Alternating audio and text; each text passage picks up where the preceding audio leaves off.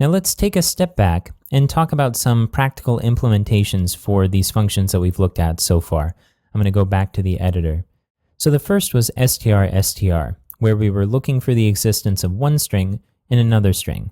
So one example of using this function might be if we were checking some content for spam. We could check to see if the word Prada or the word purse was inside of our spam content, and if so, we could mark it as spam.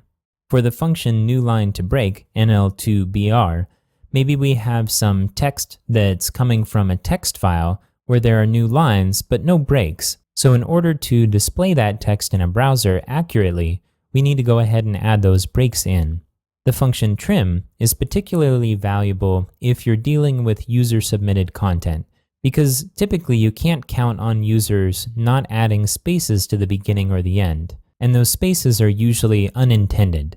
So you can use trim in order to cut it down to the exact text that somebody intended on submitting. For the function string length, imagine that you have a set of several articles and you want to show the titles for those articles in a sidebar on your website.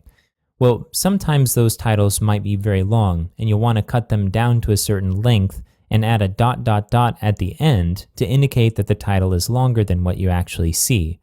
Well, you can use the string length function in order to gauge how long the title is, and if it's longer than a certain amount, then you can cut it down and add those ellipses to the end.